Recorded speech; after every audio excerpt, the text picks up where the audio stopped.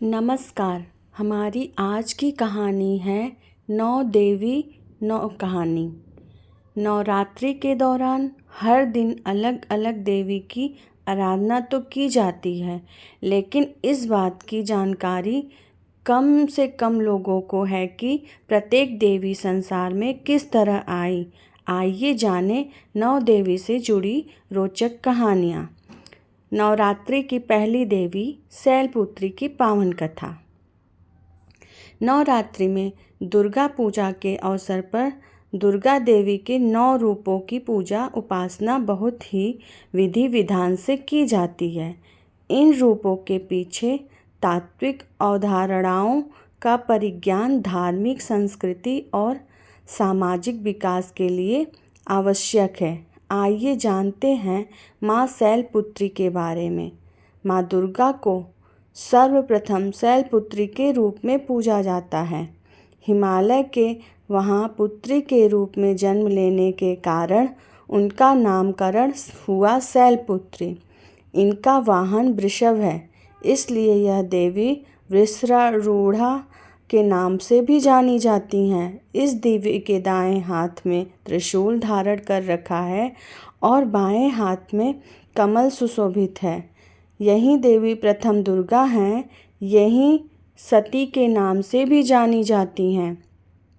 उनकी एक मार्मिक कहानी है। एक बार जब प्रजापति ने यज्ञ किया तो इसमें सारे देवताओं को निमंत्रित किया, भगवान शंकर को नहीं। सती यज्ञ में जाने के लिए विकल हो उठी। शंकर जी ने कहा कि सारे देवताओं को निमंत्रित किया गया है, उन्हें नहीं, ऐसे में वहाँ जाना उचित नहीं है। सती का प्रबल आग्रह देखकर शंकर जी ने उन्हें यज्ञ में जाने की अनुमति दे दी। सती जब घर पहुँची तो सिर्फ माँ ने ही उन्हें स्नेह दिया। बहनों की बातों में व्यंग और उपहास के भाव थे। भगवान शंकर के प्रति भी तिरस्कार का भाव है। दक्ष ने भी उनके प्रति अपमानजनक वचन कहे। इससे सती को ठेस पहुंचा। वे अपने पति का यह अपमान न सह सकीं और योगाग्नि द्वारा अपने को जलाकर भस्म कर लिया। इस दारुण दुख से व्यथित होकर शंकर भगवान ने उस यज्ञ का विध्वंस करा दिया। यही सती अगले जन्म में शैलराज हिमालय की पुत्री के रूप में जन्मी और शैलपुत्री कहलाईं। पार्वती और हेमवती भी इसी देवी के अन्य नाम हैं। शैलपुत्री का विवाह भगवान शंकर से हुआ। शैलपुत्री शिवजी की अर्धांगिनी बनी। इनका महत्व और शक्ति अनंत है। नवरात्रि के पहले दिन माँ के इस रूप की पूजा अर्चना होती है। गाय पर सवार माँ शैलपुत्री चंद्रमा को धारण करती हैं। धार्मिक मान्यता के अनुसार माँ शैलपुत्री की आराधना करने से जातक की कुंडली में चंद्र दोष ठीक होता है। दूसरी देवी ज्ञान की देवी माँ ब्रह्मचारिणी की कथा। नौ दुर्गा के दूसरे रूप माँ ब्रह्मचारिणी की पूजा करने से ज्ञान और वैराग्य की प्राप्ति होती है। शास्त्रों में माँ एक हर रूप की पूजा विधि और कथा का महत्व बताया गया है। माँ ब्रह्मचारिणी की कथा जीवन के कठिन क्षणों में भक्तों को संबल देती है। पूर्व जन्म में इस देवी ने हिमालय के घर पुत्री रूप में जन्म लिया था और नारद जी के उपदेश से भगवान शंकर को पति के रूप में प्राप्त करने के लिए घोर तपस्या की थी। इस कठिन तपस्या के कारण इन्हें तत्पश्चारिणी अर्थात ब्रह्मचारिणी नाम से जाना गया। 1000 वर्ष तक इन्होंने केवल फल फूल खाकर बिताए और 100 वर्षों तक केवल जमीन पर रहकर साग पर निर्वाह किया। कुछ दिनों तक कठिन उपवास रखे और खुले आकाश के नीचे वर्षा और धूप के घोर कष्ट सहे। 3000 वर्षों तक टूटे हुए बेलपत्र खाए और भगवान शंकर की आराधना करती रहीं। इसके बाद तो उन्होंने सूखे बेलपत्र खाना भी छोड़ दिए। कई हजार वर्षों तक निर्जल और निराहार रहकर तपस्या करती रहीं। पत्तों को खाना छोड़ देने के कारण ही इनका नाम अपर्णा नाम पड़ गया। कठिन तपस्या के कारण देवी का शरीर एकदम क्षीण हो गया।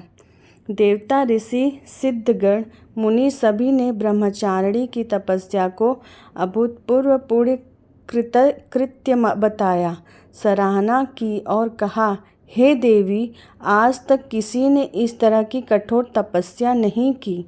यह आपसे ही संभव थी। आपकी मनोकामना परिपूर्ण होगी और भगवान चंद्रमौली शिव जी तुम्हें पति के रूप में प्राप्त होंगे। अब तपस्या छोड़कर घर लौट जाओ। जल्द ही आपके पिता आपको लेने आ रहे हैं। लेकिन माँ ने तब तक तपस्या समाप्त नहीं किया जब तक स्वयं शिव जी ने उन्हें साक्षात दर्शन नहीं दिए। उन्हें उनसे आशीर्वाद मिलने के उपरांत ही माँ अपने घर की ओर प्रस्थान की। माँ की कथा का सार यह है कि जीवन के कठिन संघर्षों में भी मन विचलित नहीं होना चाहिए। माँ ब्रह्मचारिणी देवी की कृपा से सर्वसिद्धि प्राप्त होती है। नवरात्रि के दूसरे दिन माँ ब्रह्मचारिणी की पूजा अर्चना होती है। माँ का यह स्वरूप मंगल गृह स्वामी है। ब्रह्मचारिणी माँ की पूजा करने से लोगों की कुंडली में मंगल दोष का प्रभाव कम होता है। तीसरी देवी हैं माँ चंद्रघंटा। नवरात्रि के तीसरे दिन माँ चंद्रघंटा स्वरूप की पूजा होती है। चंद्रघंटा देवी का स्वरूप तपे हुए स्वर्ण के समान कांति में है। चेहरा शांत एवं सौम्य है और मुख पर सूर्यमंडल की आभा छिटक रही होती है। माता के सिर पर अर्ध चंद्रमा मंदिर के घंटे के आकार में सुशोभित रहा, जिसके कारण देवी का नाम चंद्रघंटा हो गया। अपने इस रूप से माता देवगण, संतों एवं भक्तजन के मन को संतोष एवं प्रसन्न प्रदान करती हैं। माँ चंद्रघंटा अपने प्रिय वाहन सिंह पर आरूढ़ होकर अपने 10 हाथों में खड्ग, तलवार, ढाल, गदा, पास, त्रिशूल, चक्र, धनुष भरे हुए तरकस लिए मंद मंद मुस्कुरा रही होती हैं। माँ चंद्रघंटा की कथा। देवताओं और असुरों के बीच लंबे समय तक युद्ध चला। असुरों का स्वामी महिषासुर था और देवताओं के इंद्र।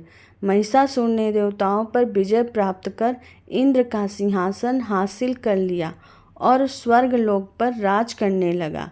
इसे देखकर सभी देवतागण परेशान हो गए और इस समय ये निकलने का उपाय जानने के लिए त्रिदेवी ब्रह्मा, विष्णु और महेश के पास गए। देवताओं ने बताया कि महिषासुर ने इंद्र, चंद्र, सूर्य, वायु, अन्य देवताओं के सभी अधिकार छीन लिए हैं और उन्हें बंधक बनाकर स्वयं स्वर्गलोक पर राजा बन गया है। देवताओं ने बताया कि महिषासुर के अत्याचार के कारण अब देवता पृथ्वी पर विचरण कर रहे हैं और स्वर्ग में उनके लिए स्थान नहीं है। यह सुनकर ब्रह्मा, विष्णु और भगवान शंकर को अधिक क्रोध आया। क्रोध के कारण तीनों के मुख से ऊर्जा उत्पन्न हुई। देवगणों के शरीर से निकली ऊर्जा भी इस ऊर्जा में जाकर मिल गई। यह 10 दिशाओं में व्यतीत होने लगी। तभी वहाँ एक देवी का अवतरण हुआ। भगवान शंकर ने देवी को त्रिशूल और भगवान विष्णु ने चक्र प्रदान किया। इसी प्रकार अन्य देवी देवताओं ने भी माता के हाथों में अस्त्र शस्त्र सजा दिए। इंद्र ने भी अपना ब्रज और ऐरावत हाथी से उतरकर एक घंटा दिया। सूर्य ने अपना तेज और तलवार दिया और सवारी के लिए शेर दिया। देवी अब महिषासुर से युद्ध के लिए पूरी तरह से तैयार थी। उनका विशालकाय रूप देखकर महिषासुर यह समझ गया कि अब उसका काल आ गया है। महिषासुर ने अपनी सेना को देवी पर हमला करने को कहा। अन्य देवता और दानव के दल भी युद्ध में कूद पड़े। देवी ने एक ही झटके में ही दानवों का संहार कर दिया। इस युद्ध में महिषासुर तो मारा ही गया, साथ में अन्य बड़े दानव और राक्षसों का संहार माँ ने कर दिया। इस तरह माँ ने सभी देवताओं और असुरों से अभय दान लिया। नवरात्रि के तीसरे दिन माँ चंद्रघंटा की पूजा की जाती है। यह शुक्र ग्रह की देवी मानी जाती हैं।